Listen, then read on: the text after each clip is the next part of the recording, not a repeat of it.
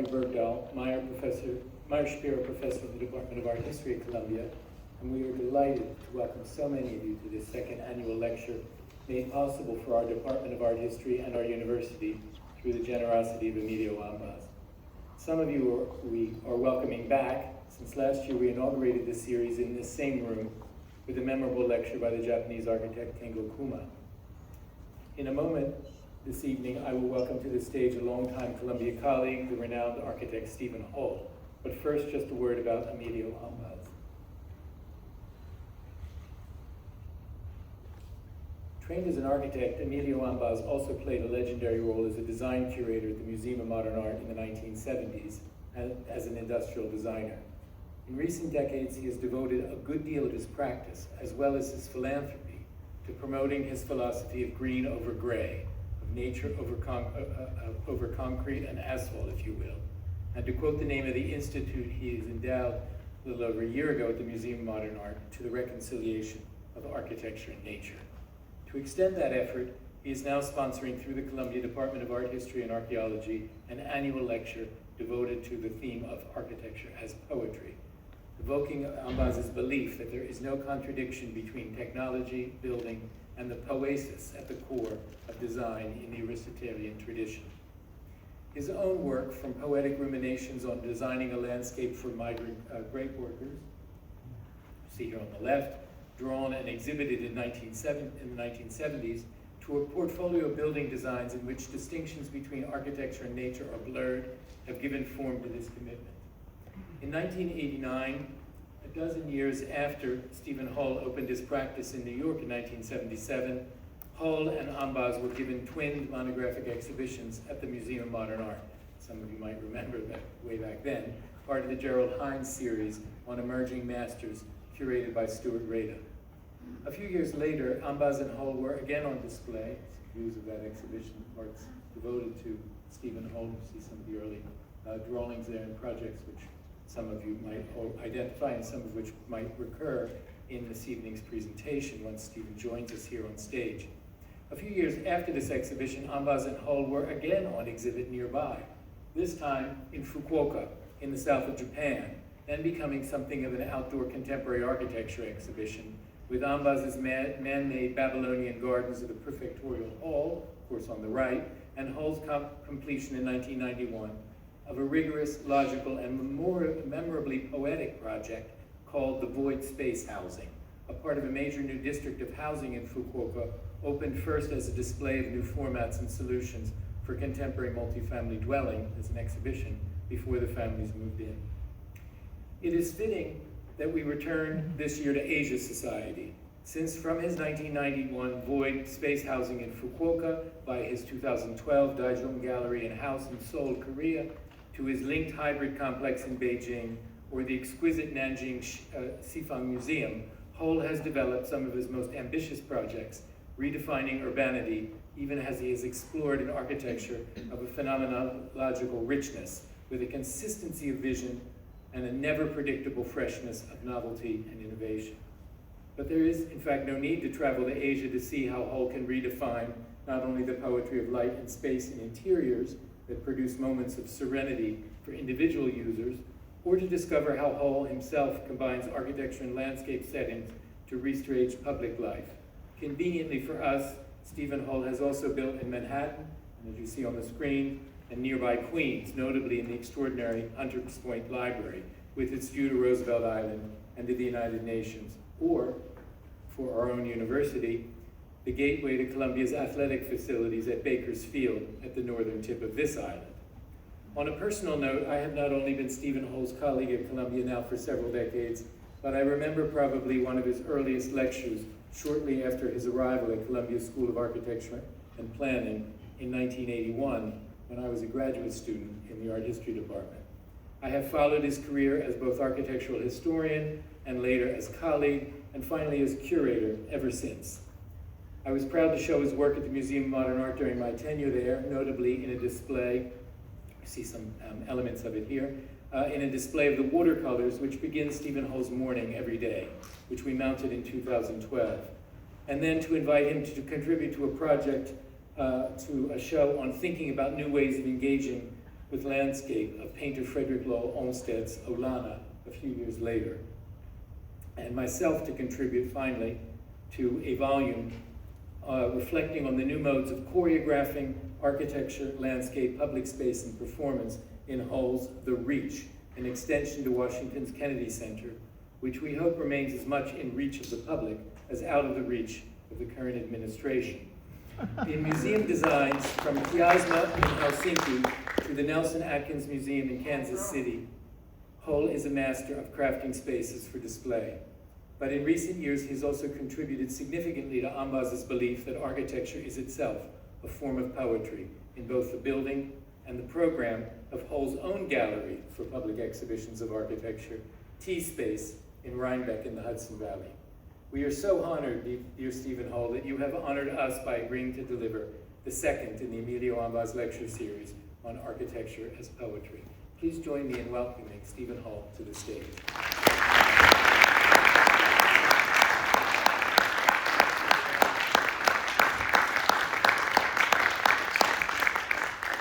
Thank you, Barry.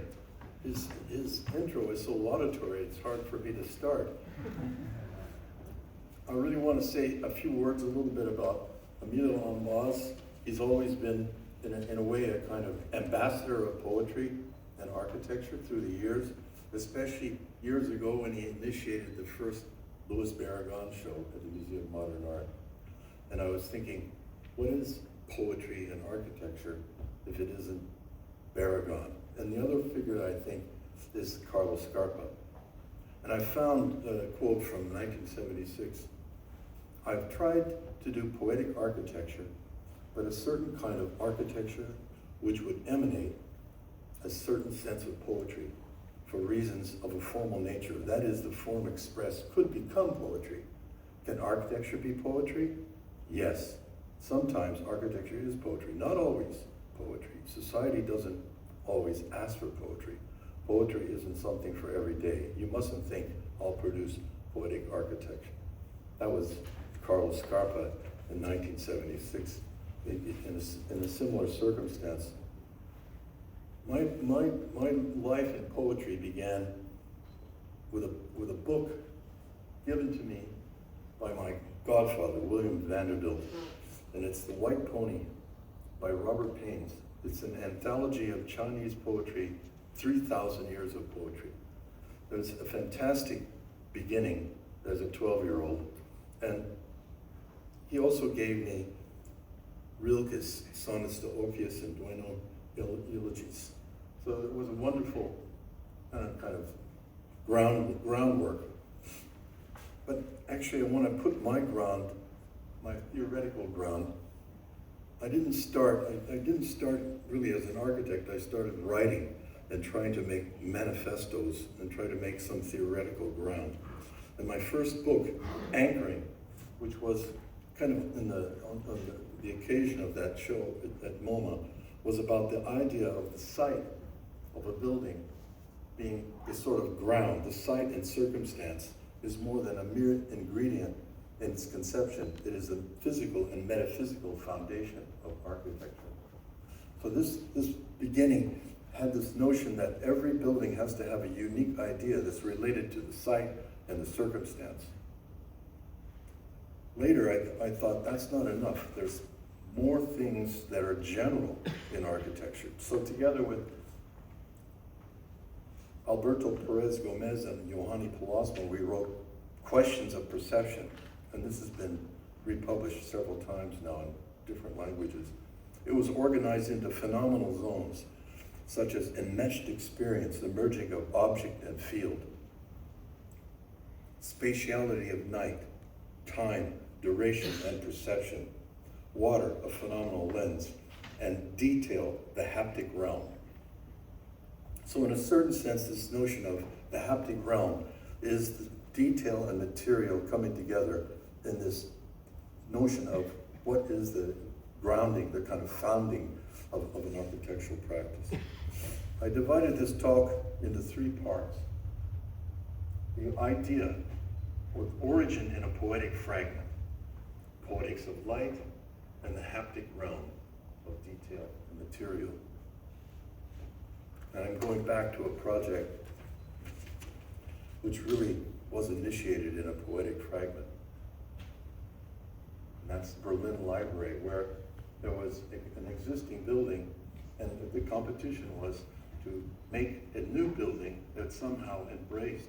And this was the first library of a browsing nature, that you could just enter the stacks and get anything you want. So we made the idea of a browsing circuit that goes up, jumps over, comes down, and surrounds the existing building. It was a project that was very interesting for me because it was my first really major competition win, and actually that was in that show at the Museum of Modern Art, which I'm also doing a show. So the inspiration really was the children's library, and I was watching Wim Wenders' Wings of Desire. I think I saw it 10 times. And it was a fantastic film.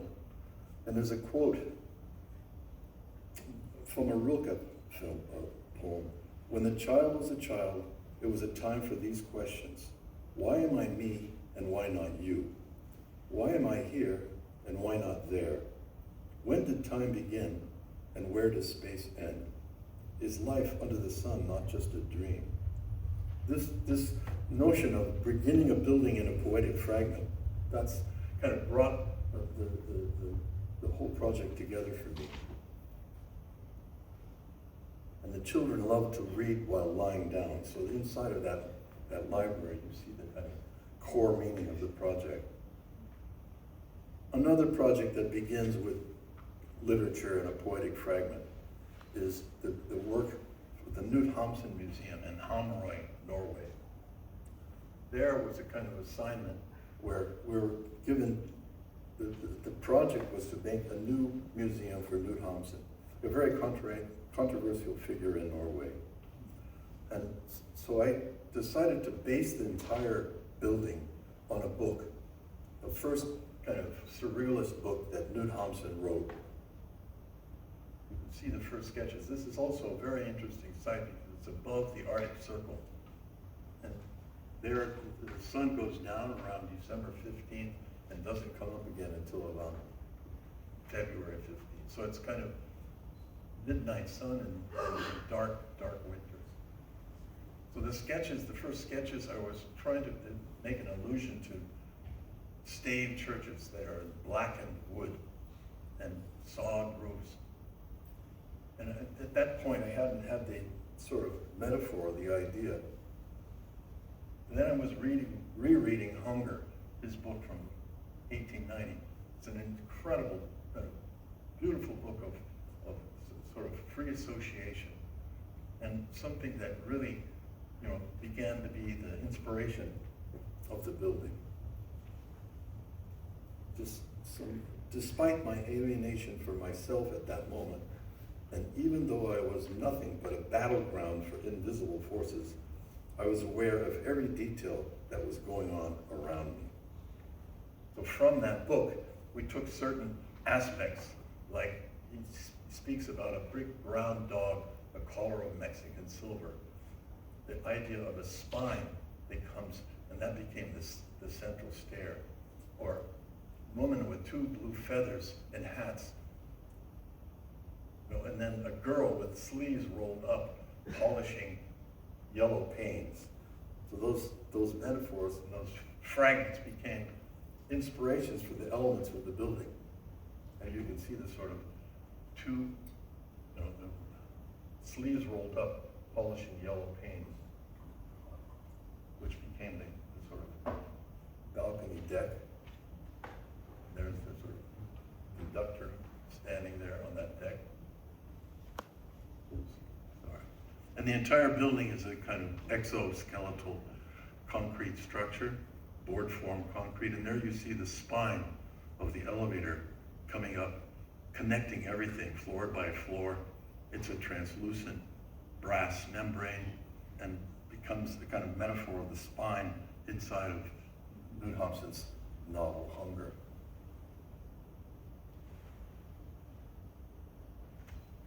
The light in the building is fantastic.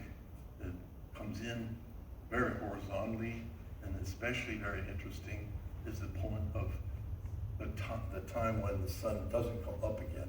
It stays away for 3 months, and you see that sort of horizontal light of that last sunset in December. And in fact, I get messages from them. They're very excited to send me what it looks like on that last day.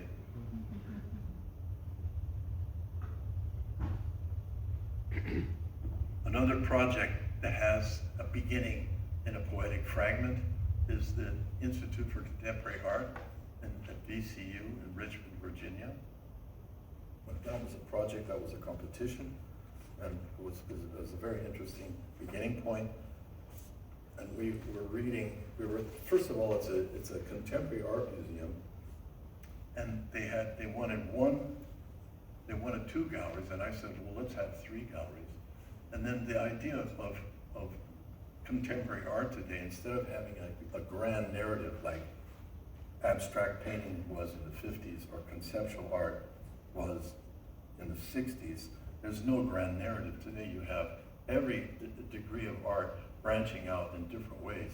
So that's the basic notion of the building. It has these branches which then provoke this notion of Borges's The Garden of Forking Paths. And in his book, the paths are forking in time, not in space. So I thought this is a perfect analogy for what's going on in this building. In fact, when the building was in design, some of the students began to make the fragments of his poems and his book as a kind of analogy to what we were trying to achieve there. There you see the intersection in Torsion. This is right in the middle of Richmond, Virginia, one of the most conservative towns in America. So this notion of the beginning of the building being an intersection in Torsion, and then you have the plane of the present, and then galleries in forking time. And it has 2 entrances, one on the street side, one on the university side. So the garden itself was a kind of thinking field, which was also developed in this notion of forking paths. There's another sketch of forking time. There were a number of buildings, maybe 10 designs, 15 designs, until we achieved this analogy with Borges, the Garden of Forking Paths. There you see the university entrance side, which is got the cafe and the sculpture garden. And then on the other side, the city side. So you see the kind of amazing relationship of this building in Richmond, Virginia, which is, by the way, quite outstanding in its sort of character on a brick street on Broad and Belvedere. It has a unique presence. Opening up at the entrance, so this kind of the notion of arriving and going up, ascending to the different galleries. And there you see the forking aspect of the galleries. Now they can organize the exhibitions in 3 separate ways, or as one continuous exhibition. So this notion of the forking really became a way of laying out the building and making the building something special. And there you have the upper gallery at the very top, which kind of intersects that plane of the present. So that becomes a gallery where you can hang things, a gallery where you can have musical performances, very special part of the building. The details, and I'm going to get to that in my 3rd part, about the haptic. So all the details of these buildings are, this is an ampersand, a study of the ampersand in bronze, the door handles. So every building has a kind of intensity of these details, trying to reach this haptic design. In London, we did the Maggie Center, also a project quite important in our work. This is one of the 11 Maggie Centers invited by Charles Jenks in honor of his wife, Maggie Kinswick. And here we're up against an existing building by historic And so we had to go through a number of iterations. And what we decided to work with was this notion of a thing within a thing within a thing. Inside, there's a kind of bamboo warm inner layer, then there's a kind of concrete hand, and then there's a kind of musical notation that surrounds the building. That was an inspiration coming from St. Bart's Cathedral, where they used Neum notation all the way back into the 13th century. Neum notation is like breath of life. So the original staff, is sort of 5-line staff. So we use a kind of staff lines that go across the entire facade, and then this colored glass, which is like these Neum notation floats that work across the entire elevation of the building. It's all in bamboo, all natural, no off-gassing, all natural materials, and you can see the senses of the spaces.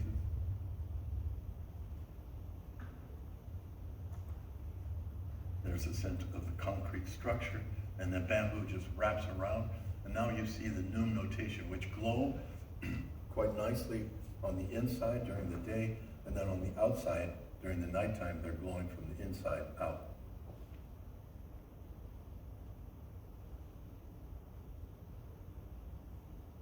It's really a place of social condensing, where people come together, cancer patients and families. It's really a building that really brings a lot of people together in the middle of London. All the way up to the garden at the top. It's a kind of wonderful garden which tops out the whole building, overlooking the old cathedral, and at the center of St. Bart's. There you see how it works at nighttime. It's glowing from the inside out, and how this relationship to the James Gibbs 1750 original building, we at the coins, we established this sort of rhythmic relationship of the coins to the original Gibbs building. This is a project, this is the largest project that we've ever done, 3 million square feet. It's in Chengdu, China, and it was designed, it was called slice porosity block because the actual geometry of the building comes from the necessity to bring light, 2 hours of sunlight, to the different sites around the building. So the slices are really about bringing sunlight to the ground, and then this notion of porosity, which is you can enter it from all sides. This was a kind of project where I took a poem and used it as an inspiration to start the project, and actually becomes the central space. The original developer's brief was for 2 towers sitting on a shopping center base, a kind of tower of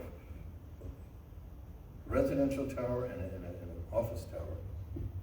So on that base, we decided to change the entire program and make it a single integral form that surrounds this public space.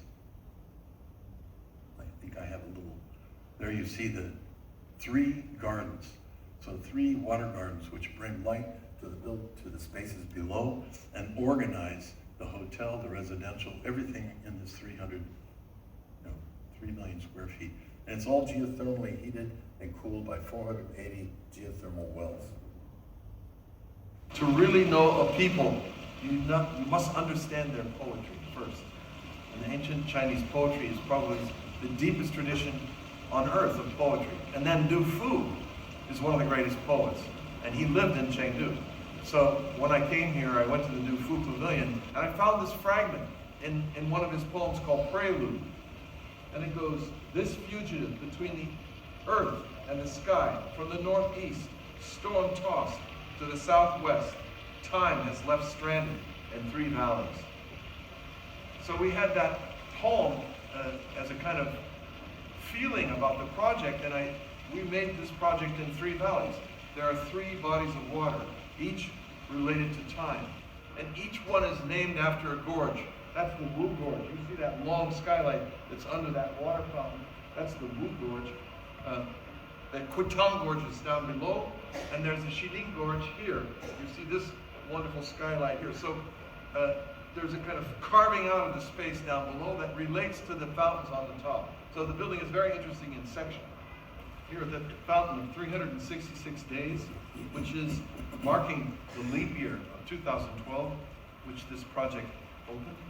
You can see the marking of the 366 days in granite blocks, the weeks marked in a glass block with light, and the carved granite, which intercepts the water, giving the maximum sound for the minimum amount of water flow.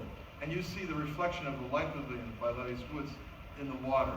So you have this combination of this almost like moonlight that creates enough light to give it a kind of glow in the entire space. So that project was, really part of a whole series of projects we did in China. But each time we were going to China, we'd get another project. It was an amazing time. It's all different now, way different. But back then, this was 10 years ago, and it was a fantastic time to make architecture. They were really eager to make something very meaningful. So the notion of basing it on a poem was totally acceptable, and they loved the idea. This section is Poetics of Light. To me, light is one of the most important materials. My good friend Letty's Woods wrote this piece. I'll find it in a second. Light is the main thing. Light is a natural phenomenon, the complexities of which reveals the structure of human consciousness. Objects, including buildings with their absorption, reflection of light, stimulate a human brain's neural networks, in effect activating the brain. The more complex and nuanced the situation, the more fully the brain comes to life. My first project in that vein is the Chapel of St. Ignatius. It's a project in my home, growing up in the Pacific Northwest. This was a wonderful invitation to make a project for Seattle University. And here's the kind of concept sketch: 7 different bottles of light in a stone box.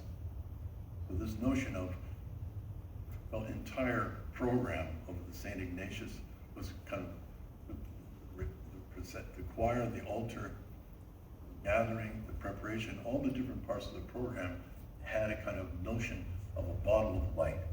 So that concept sketch then gets translated into the natural light inside. And in St. Ignatius studies, there's this thing called the spiritual exercises, where there are 2 people that are having this kind of dialogue back and forth. And it's like this notion of complementary colors. If you stare at a blue rectangle and turn away and look at a white space, you see a yellow rectangle. So this kind of phenomena in your eyes of those complementary colors was analogous to the complementary colors in the St. Ignatius spiritual exercises. So here you see a kind of blue field and an orange lens projecting.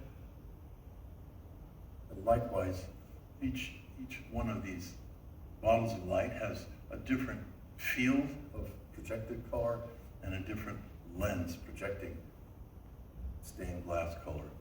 There's a green field and a red lens, and a purple field and a yellow lens.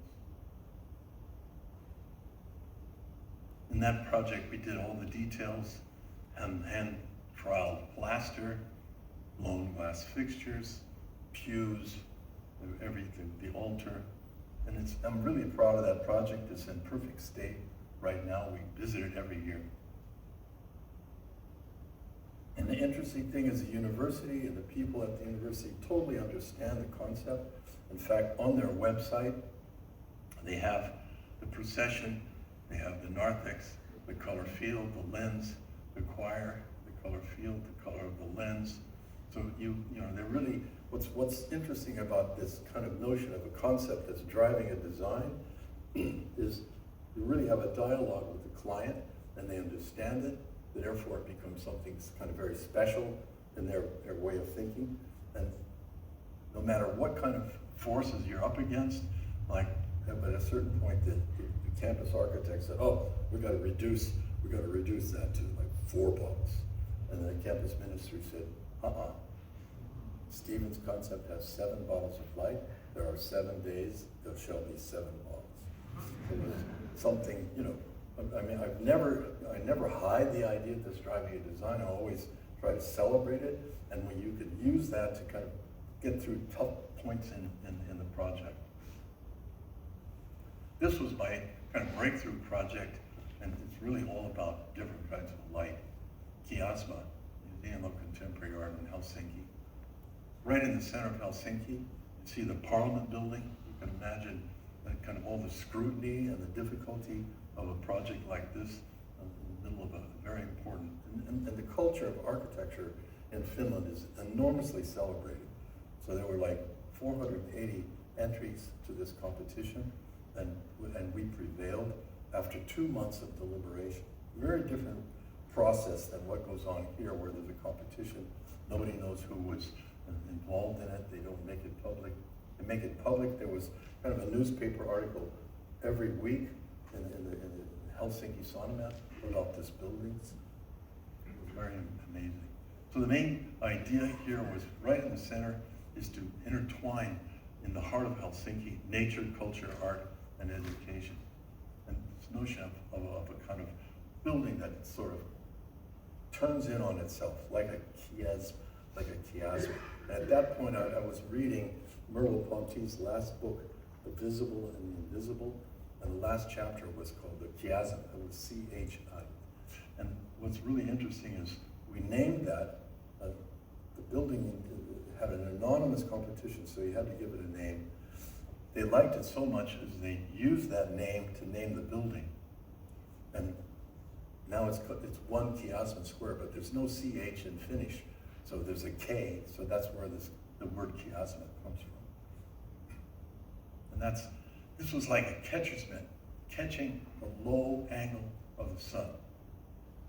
Here, it's kind of a natural light. Every gallery gets natural light.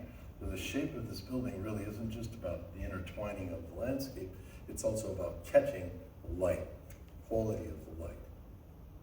And you can see how it turns, shapes this landscape, and every gallery gets a kind of natural light. That's the main entrance.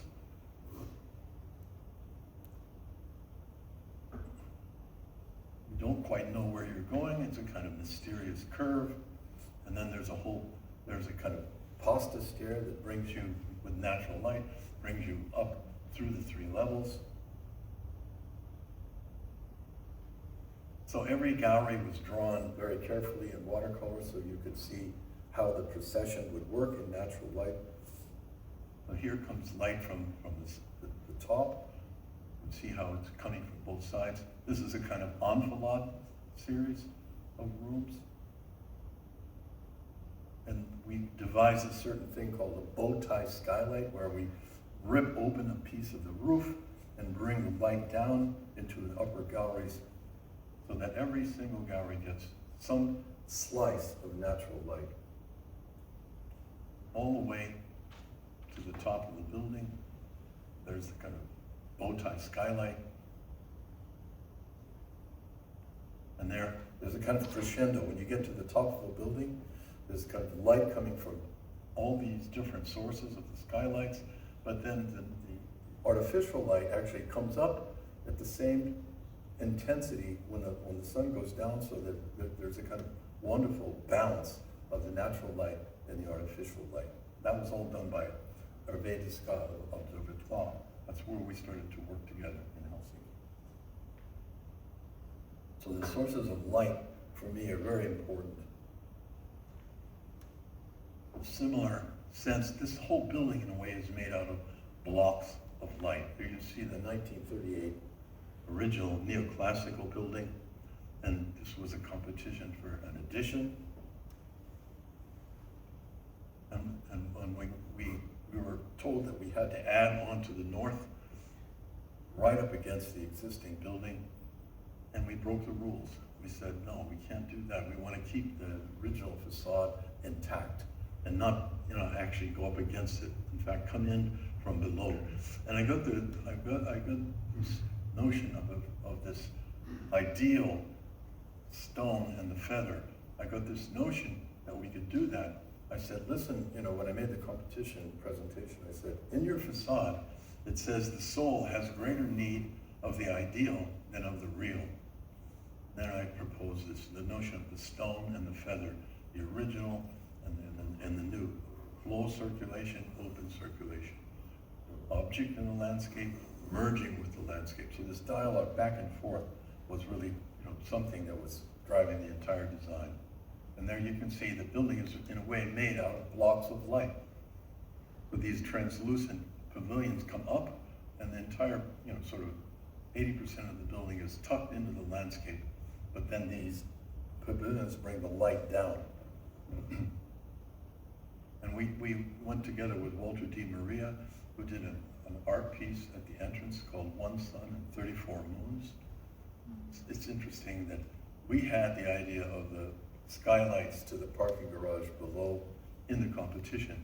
But once it became an art piece, and Walter could move them around and add to a few, then they can't be touched. Whereas architects' work is always touched and changed. But artists' work is sacred.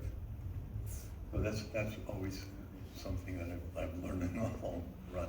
And here you can see the existing facade completely intact, all 4 facades, nothing disturbed in the new building entrance, and moving into the landscape where you can circulate. The sculpture gardens are defined by these pavilions of light in the landscape. The main entrance coming down. So you go through a whole sequence of galleries, all of them in natural light. And we devised this thing called the fluttering T. When you have kind of south light, it's very warm, and north light is bluish. So when we came up inside of those pavilions, we had this idea of a fluttering T, a kind of pavilion that would allow light to mix north and south, warm and cool. So there's a series of flutters in these light monitors. All in plaster work. We kept the plasterers at Kansas City busy for a couple of years. This is also a building about light. It's a Museum of Fine Arts in Houston. And here there was a competition. You had to free up this parking that was a parking lot in front of the church here. Let's see, there's an existing church, and this was a parking lot. You had to free this parking lot up. So the project was to make a parking garage here first, and then be able to free this for the museum. And we said, no, you shouldn't build a parking garage. You should take down the original Glassell School and build a new school and put all the parking underneath. So this allowed us to kind of, first of all, win the competition, and then realize a new building, which was really a concept also of light. There you can see the expanded sculpture garden, the north sculpture court, the roof gardens, 7 gardens that penetrate. But the main concept of this building is the notion of light in Texas. I imagine these gigantic clouds that push down and make sort of curves in the roof. And these curves, the light can sweep across and mix, with space and give a kind of concave feeling. The luminous canopy. So that was kind of driving light concept. There you can see in the distance the Glassell School, kind of realized, where you can have an overlook of the entire campus, and then the luminous canopy that brings light down all to the upper galleries, and the middle galleries get light through the facade. All the circulation is without dead ends, so that's very carefully worked out in the building, where you can see a number of galleries. Some of them can be closed off, some of them can be opened up. And there you see this notion of the luminous canopy, all this natural light coming in all the top galleries. And it has a kind of cloud-like turning and changing as it moves around in space. That's the central space.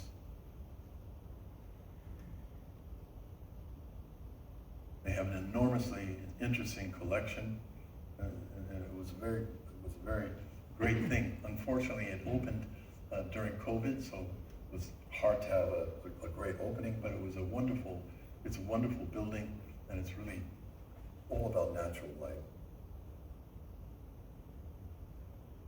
One of the upper galleries with a kind of long cloud. Also, that's connected to the Mies building and to the Terrell building. The Terrell has a tunnel. There are two tunnels, and they're both about light. So this is an art piece. One of them is by Olafur Eliasson, and the other one is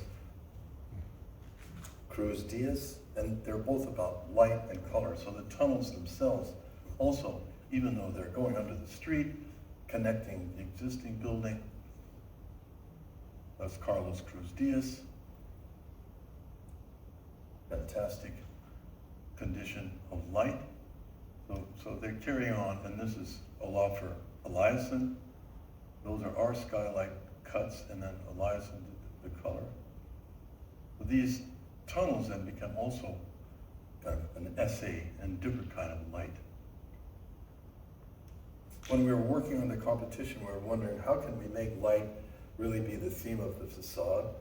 And we did these kind of sketch models, and we saw the possibility that we could make a kind of facade that could be a kind of cold jacket. That it would be these hollow tubes of glass that would bring light in, but also make it a kind of chimney effect. So in that hot Texas sun, cool the entire facade. So we cut down the facade exposure by 90%. And that project took years to figure out how to do these tubes, and this is a moment of revelation where it worked. We got it on budget, and you can see it was the only place that we could actually get these tubes from was Xi'an Glass in China. And at that point, we were working in China, so that was a kind of revelation. There was no company that could do these tubes, but they made them flawlessly, and it's an amazing facade. It's also working ecologically to cut down the solar gain in Texas. So every angle, you see the kind of light glistening in different ways. There's the structure, the concrete structure between the facade elements. So it really becomes a presence in Houston, a kind of major building, which has also got a presence at night. The entire building glows in an inviting way at night, bringing you, inviting you in. I debated whether or not to put this project in, but I said, I must put this project in. I can't, kind of shirk my responsibility. This is the reach. Our expansion of the Kennedy Center, which was a competition we won, and we were very proud to develop it. But it's also all about light. It was in a parking lot that was a bus parking lot, and we expanded the entire program so 80% of it's underground. But it receives light from the sides, from cuts in the landscape, and the notion of bringing this whole landscape element to the original building. So there you see, it's based on the notion of glissando, this notion of music that has a kind of long, drawing out curve. Da da da da da da da da da da. So this notion of music below ground connecting what's up above ground to the below ground. That's how we get the shapes. And those are structural concrete acoustic walls. And now you see this is a kind of performance spaces and rehearsal rooms that are the kind of main aspect of the project. And you can see these acoustic walls separating the different rehearsal rooms, but there is structure as well as acoustics. And it's also working in the auditorium. There's a fantastic acoustic resonance of these walls. And we did also the furniture, the light fixtures, and all the aspects of it. And I just want to read a couple quotes. We put quotes from JFK in the facade. And this is the River Pavilion, where we also worked on the landscape, the fountains and the water. Everything is a whole amazing landscape of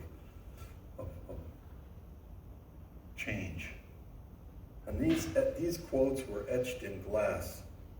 And this is from JFK. I can see little of more importance to the future of our country and our civilization than full recognition of the place of the artist. Our most basic common link is that we all inhabit this small planet. We all breathe the same air. We all cherish our children's future, and we are all mortal. And I think these kinds of quotes, that were in the original building, and we etched them in our building. I mean, this reminds you of really the kind of core of America as it should be. The last section is the haptic realm. This is the notion of detail and material, which kind of carries over from my first book. And what's interesting is Barry also covered me on this one, but I was reflecting on our Museum of Modern Art exhibition, and at that moment, the main thing wasn't just to show the project, it was to show these haptic pieces. So you get this kind of spray metal facade embedded in these wall sections. That's from the Berlin Library, and the kind of browsing circuit of glass. So we built full-size haptic details of all the elements in the buildings. And that became, really central to the notion of this exhibition. Another building, I think, which really is about the haptic sense is our Deang Gallery and House in Seoul, Korea. This was a guest house and a gallery. And we worked on it in a number of months, and finally we came with this notion that it should be based on a piece of music. We teach a class called the Architectonics of Music. My wife, Demetria, and I, we're very proud of that class. And here, this notion of basing a kind of entire building on a score, a musical score. So we took the Symphony of Modules of Anhalt, a piece of music that was never played because there had too many people in the orchestra, and we cut skylights, 55 skylights, in 3 pavilions. And you can see the relation of the original score and the relation of the plan of the building. That became the sort of directive. And then it's all developed in bamboo, formed concrete, kind of brass fountains. It's all in acid etched copper, and this kind of water garden over the whole fountain, over the whole gallery, brings light also. So the skylights continue in the water garden, not just in the roofs. We did the furniture and the carpets. It was a wonderful client who loved this detail and material explorations.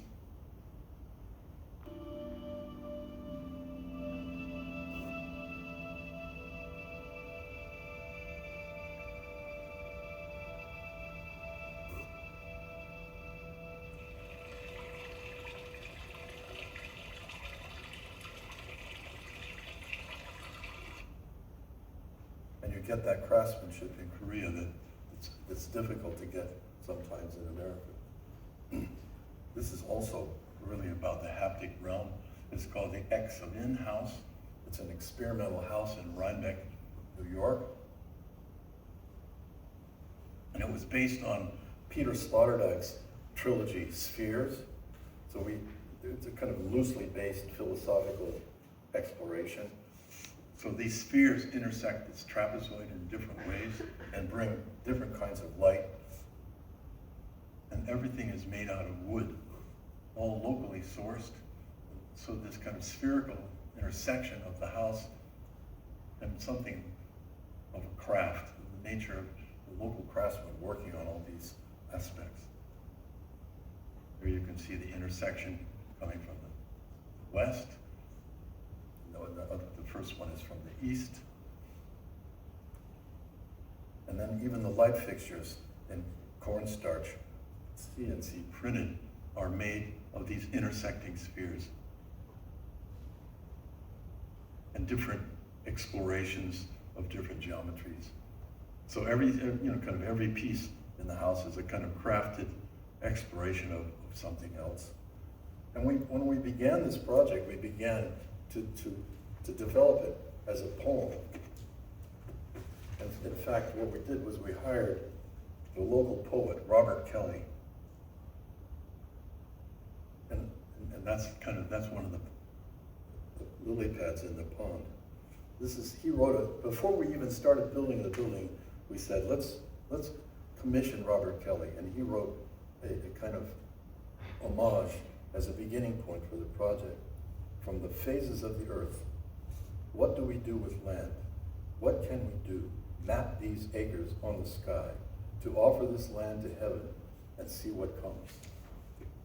This thing wants art. What is art? Art is doing for the first time what was never done. Art is the completion of the unbegun. Just like a field, it goes on into the sky unbroken. Horizon is a kind of breath around the visible, keeps us in our place.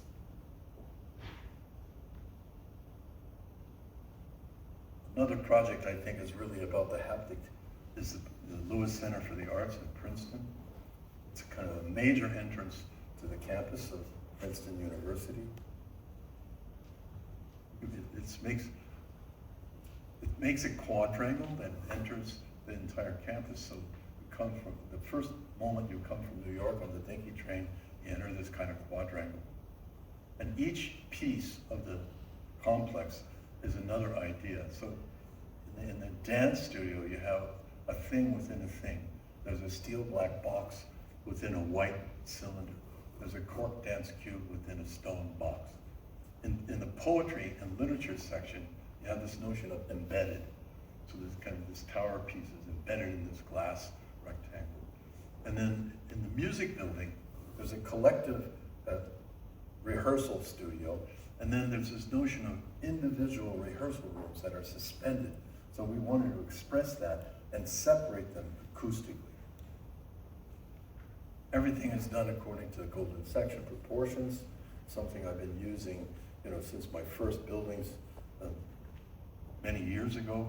So you can see a Fibonacci series, 3, 5, 13, 21, 34, 55, 89, that operates every aspect of the composition. And there you can see where the structure is, and I'll show you in a minute the Lecce stone, but there you can see the complex forms a kind of new quadrangle at Princeton University, and the sort of masonries of the building is only on these concrete elements that are the structure of the building. There's a kind of view of the suspended practice rooms. These are tension cables. The entire glass facade is suspended just like the suspended acoustically separate practice room. I said, let's just separate the chambers completely and suspend them individually so there's no vibration transferred through the floors and there's no acoustic vibration transferred through the practice chambers. And there's a psychological separation. You feel like you're in your own cabin in the sky. And the fact that you can see through the whole building here, you can feel this embrace of the distant horizon.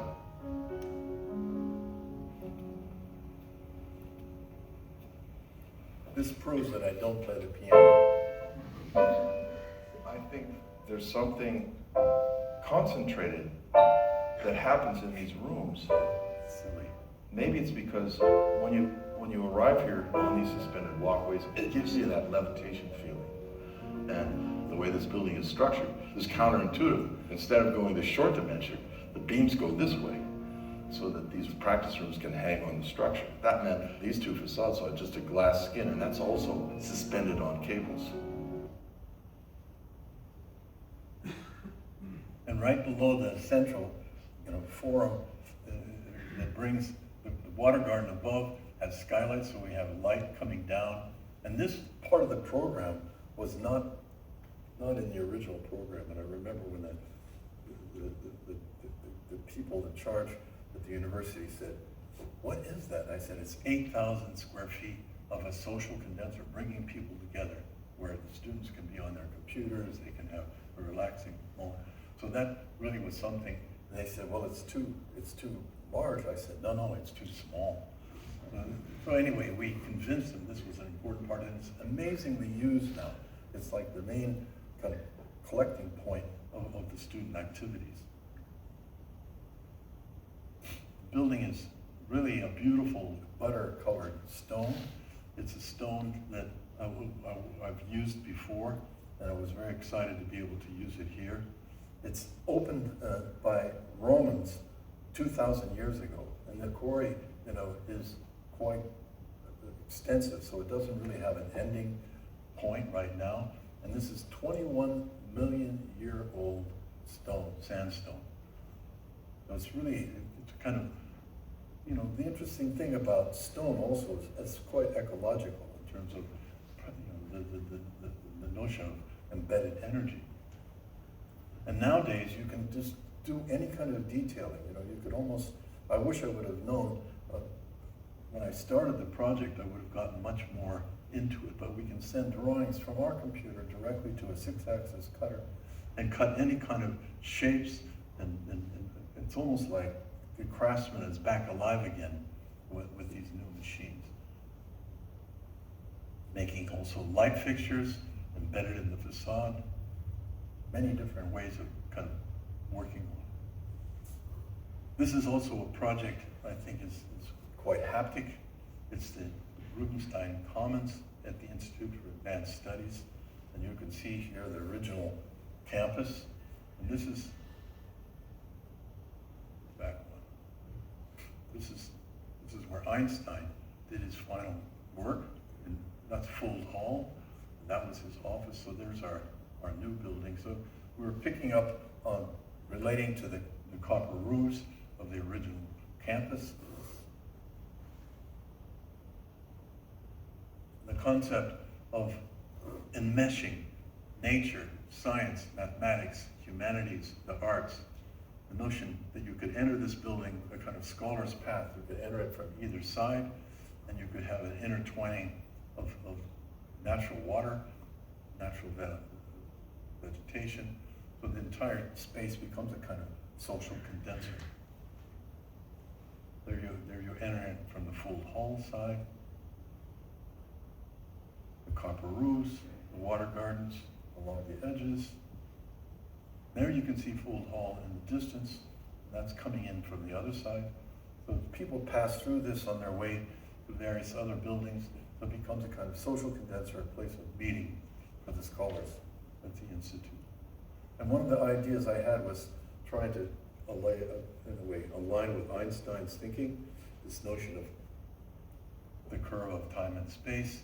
So we had this notion of space curve. If you take a sphere and you intersect it with a curve, you get a space curve. So that sort of shape became the inspiration for these spaces. And the director said, aha, a place for thought bubbles. The original buildings that were added to this campus in the modern period were all flat roofs.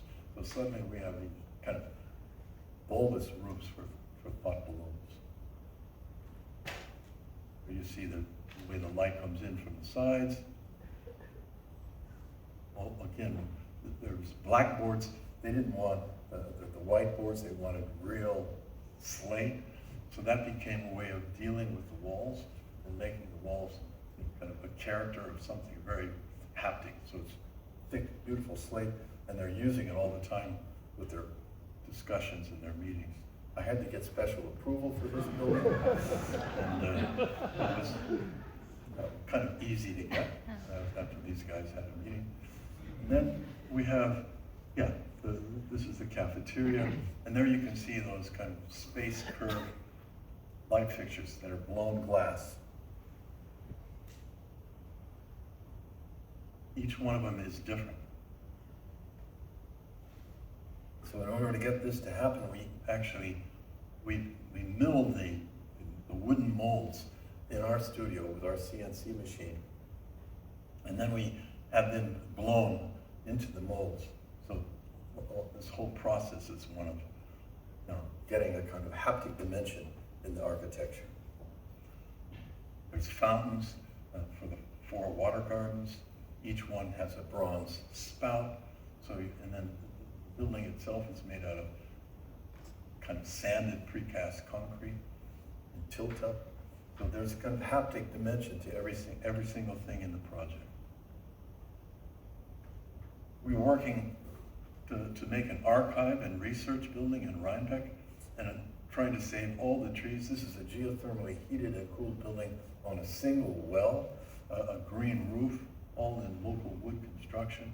Now it's really a building about experimental ecological aspects, but its concept was brachiating, the notion of saving all the trees and branching out between the different trees and allowing the building to kind of take a shape which took on this brachiating form. And there we have, over the years, all of the models of the different aspects of the buildings that we worked on. So there's a kind of chronology and a library that students can use from Bard, a poetry library with hundreds of volumes of poetry, the green roof, the way it kind of wanders up the landscape and connects an upper terrace with a lower one.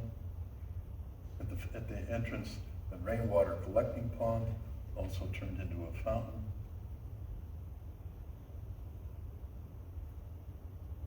So this notion of trying to find, even in a low-cost way, trying to find a kind of haptic dimension in architecture. So I'd like to, show also T-Space. This is a place, Barry put a few slides up already, but this is a place about mixing of poetry, architecture, art, and music. So we have 3 shows, and every show has the bringing together of these different realms. Music, there's a special piece of music commissioned, there's a poem commissioned, and a different poet, and we give this poetry award. So it's this notion of the synthesis of the arts is the basis of the T-Space. It's all in natural light, all according to the golden section. And there's some of the different incredible poets: John Yao, Pierre Joris, bless his soul, Charles Bernstein, Arthur Z., Bill Porter, David Shapiro, Ann Lauterbach, Ann Carson.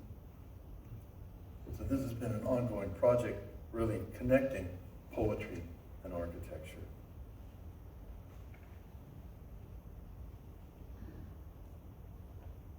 There you can see Ann Carson reading. I think, for me, one of the great poets of condensation, and that's what I think the haptic realm is really about, condensing, bringing together all these forces. And one of the great poets of condensation is Paul Celan. So I just read one little fragment that Pierre Joris translated of Paul Celan. It's from Thread Sons. Thread Sons, above the gray black wastes, a tree, high thought grasps the light tone. There are still songs to sing beyond mankind.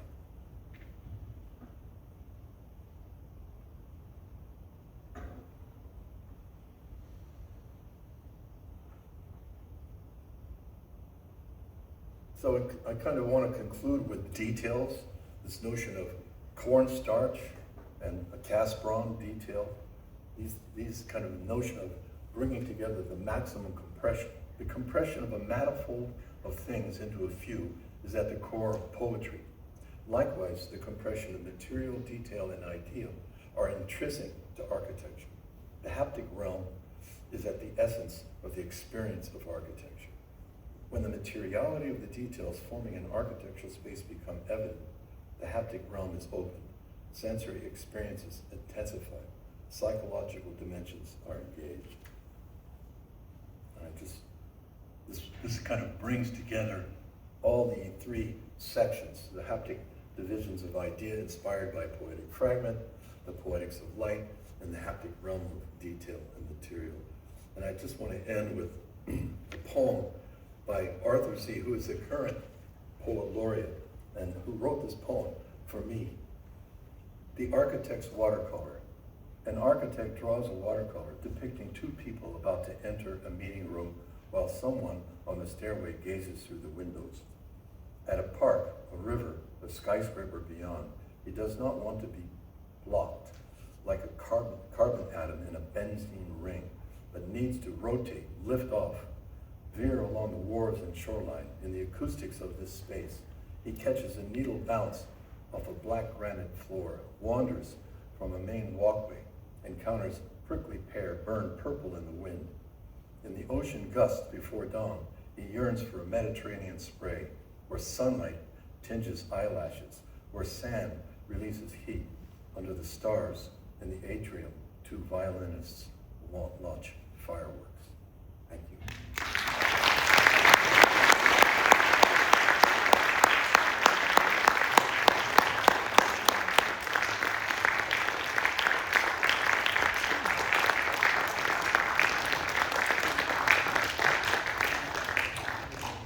Thank you, Stephen, for this multisensory presentation of the, I think, very convincing and long-term commitment to a poetry of architecture.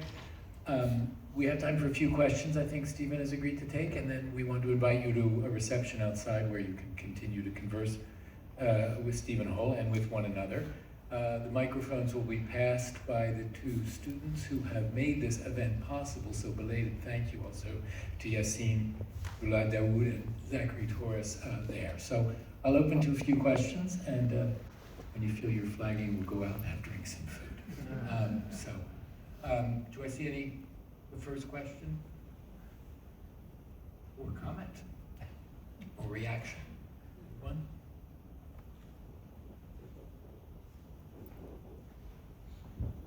Thank you.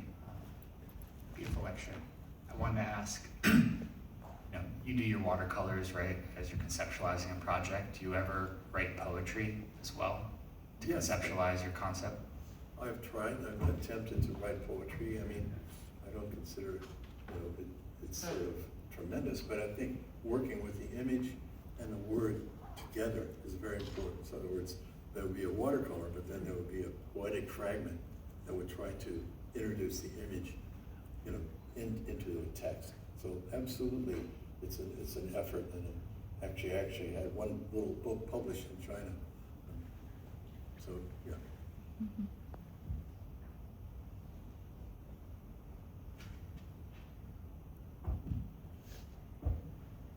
I'm just curious, are there other architects you look at who maybe have a similar philosophy as you have, or are you unique? I don't know. I think I aspire to Carlos Scarpa's work and Louis Barragan's work. I think in terms of this theme, the haptic realm, they really work deeply in the kind of haptic sense. Certainly when you experience the work of Barragan, you have to be there. It's very hard to photograph it. It's very visible, as is Scarpa.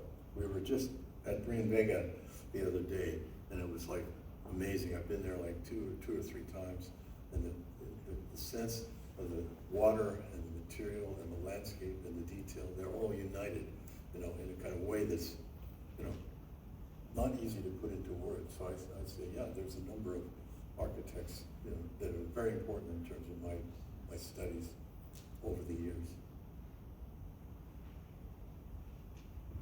Thank you. I would submit that the poetry of your work goes beyond word and drawings. It also includes sound and music. If you could speak about the importance of that in your composition, that would be helpful. we started this foundation, try to make the synthesis of the arts to bring together music, architecture, art, and poetry. And it's something I really believe that's really missing in our society. And what's really interesting is that the Poetry Award, which is given every year, got a lot of interest. And I noticed that if you look in poetry magazines, there's not so many awards. There's not so much for the poet. So this notion of bringing something, that wasn't just kind of siloed into poetry culture, but it was brought together with music and architecture and art and sculpture. That's the kind of project, and I think it's something that we've been very happy to do. And I think it's been something going on. It's been going on for 14 years. So it's quite fulfilling.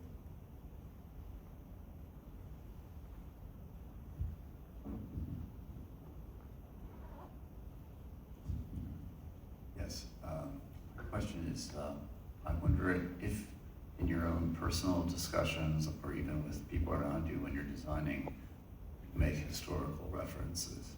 I've never looked at your library to know what books you have, but do you make them? I mean, they're not overtly evident in the work, but I just wonder if it's sort of quietly there. References, there's something about not being able to escape to everything that you studied.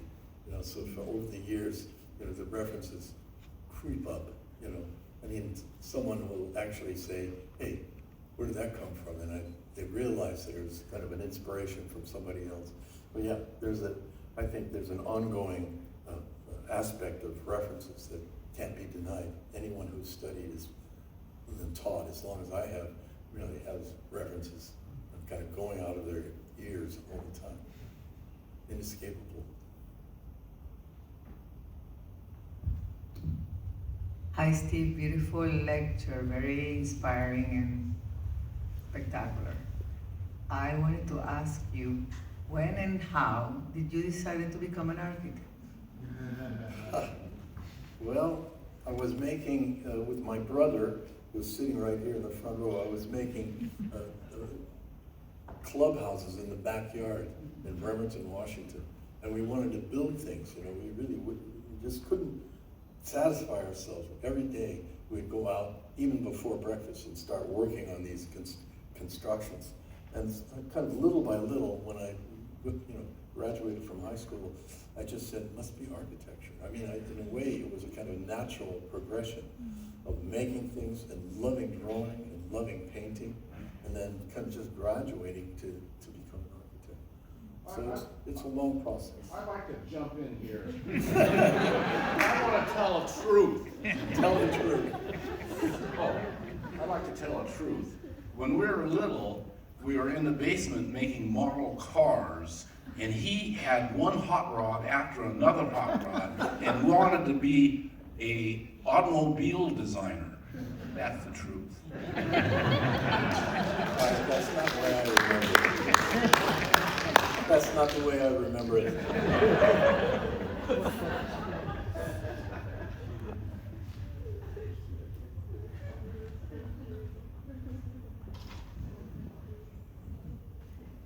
My question is, how, especially like in your early career, did you stay committed to concept, especially when working with clients that might have other priorities? No, I always work with concepts. And, that's why we don't have that much work. I mean, we're really not a service industry. We're really trying to make a meaningful connection to the site, to the circumstance, to the situation, and trying to find an idea, a poetic fragment, some way into the project. And sometimes that becomes kind of wonderful, brilliant, kind of way. In fact, we've won a lot of competitions because of it, right? I mean, to make it kind of synthesize around an idea. So, yeah, to me, that's like at the core meaning of work. So it's something I always gravitate toward.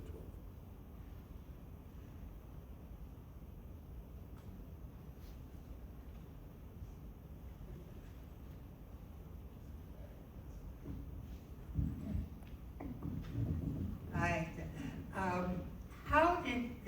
honeymoon in China, and I know my husband visited China and saw some of your buildings there and was taken away. And I thought it had continued. I didn't realize that you weren't working there anymore. Well, that's a government-driven decision, right? I mean, it became, you know, there was this honeymoon. It was really an amazing moment. I mean, there was a real desire, especially for 2008, when they were having the Olympics, to really do something spectacular. They wanted, you know, good ideas that, you know, doesn't matter how much it costs. And it was amazing. I would go to China and there would be another project and another project. So I was right, like Walter D. Maria says, you gotta be at the right place with the right idea, you know, in the right time.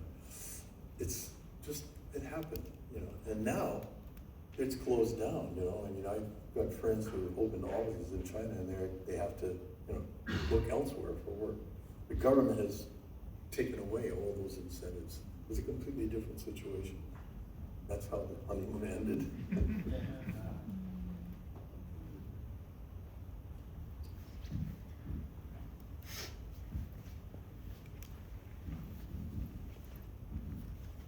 Hello, I have questions for you. So as an architect, I have to do 2 drawing tests to go to the architecture school. And then I saw that you have a lot of hand drawing to show your idea. But now students using software a lot to show their ideas. So in your opinions, do you encourage students to use hand drawings to show their idea rather than use the software? What do you think about it? Well, Also AI. No, we use all the software, we use all the technology, the CNC, we print our models, you know.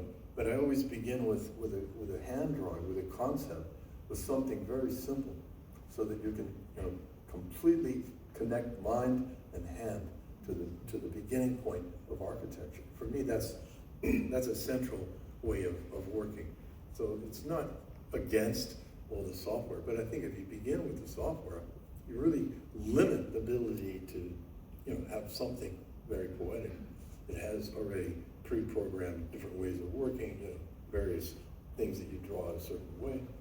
So, you know, as a student, I encourage people to work with models and work with drawings and begin without using the computer by itself.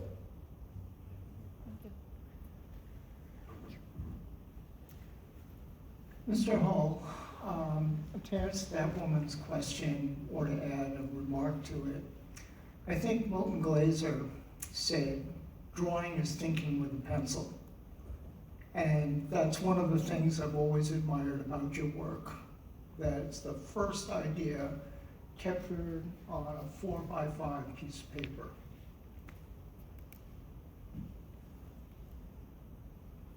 Yeah, we had an exhibition in Berlin called Drawing as Thought. Yeah. And that was the central thought of the entire exhibition. You know, a little bit of a manifesto.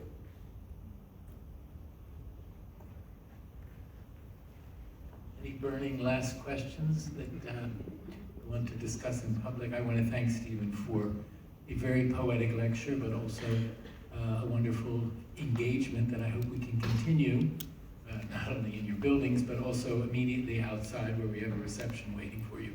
So please do come out